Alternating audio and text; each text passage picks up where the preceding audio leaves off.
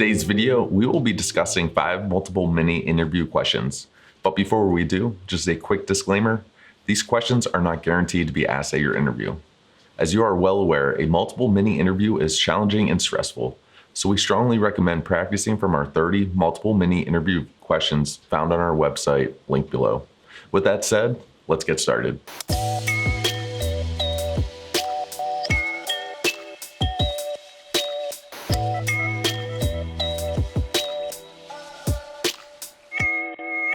Question 1.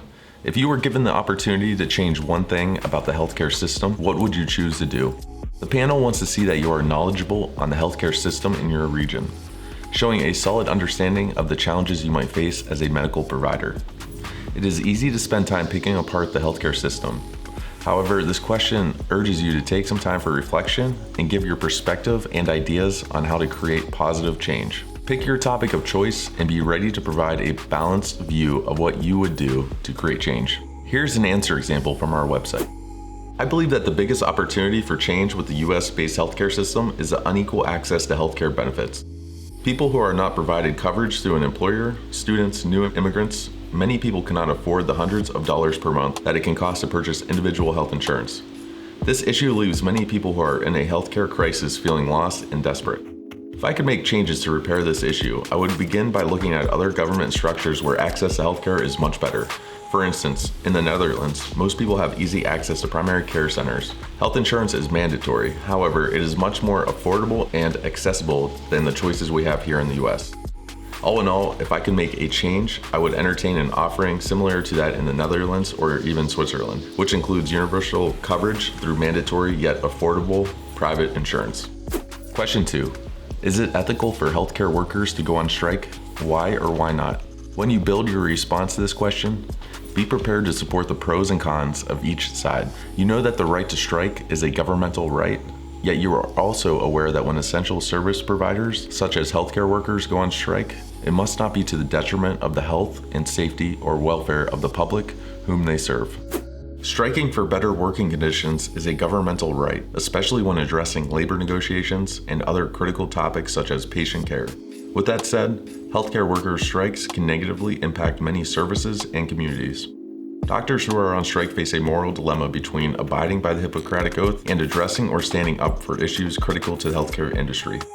I believe what is most important is the motivation behind the healthcare workers' strikes. Steps should be taken to minimize the impact the strike will have on public health in general. Healthcare workers should acknowledge the moral obligation they have to best serve those in their community. Collective bargaining agreements should be handled promptly and delays avoided at all costs. If they choose to strike, it's a healthcare worker's responsibility to avoid asking for unrealistic demands or needs that will put a strain on their government or their community. Question 3.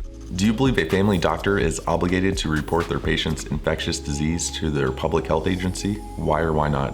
As a doctor, you may face ethical dilemmas when it comes to the disclosure of patient information and the protection of the public.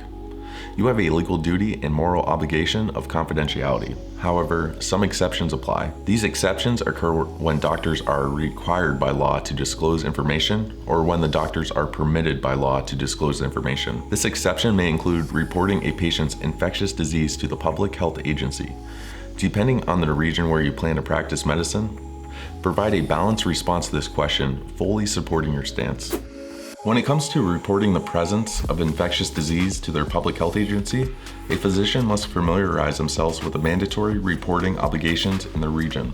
A physician should be aware of what details they disclose, being sure to limit the amount of information they provide, and sticking strictly with the information that is mandatory to report. A physician must also ask if the information falls under the duty to report or the duty to warn umbrella. When a physician is concerned about a potential threat to a patient or third party, they must consider all criteria and circumstances, being objective and accurate at all times. If possible, the physician should inform their patient of their duty to report or duty to warn and disclose to their patients which information they intend to share. Then the physician should document the discussion in the patient's medical records. Of course, this process will pivot if there is an immediate risk of harm or death to the patient or any third party. If the situation were cloudy, leaving me unsure, I would contact the proper medical authority for information and advice. Question 4. Which would you choose, to travel 1,000 years into the past or 1,000 years into the future? Choose your preference and discuss. There is no wrong answer to the question. The panel will be looking for your ability to communicate your thoughts clearly and present your stance firmly and with conviction. Decide which situation you would prefer and give critical reasoning to support your preference. Depending on the amount of response time given, be prepared with a few specifics regarding the ways you would make a difference, medically speaking, during your hypothetical time travel.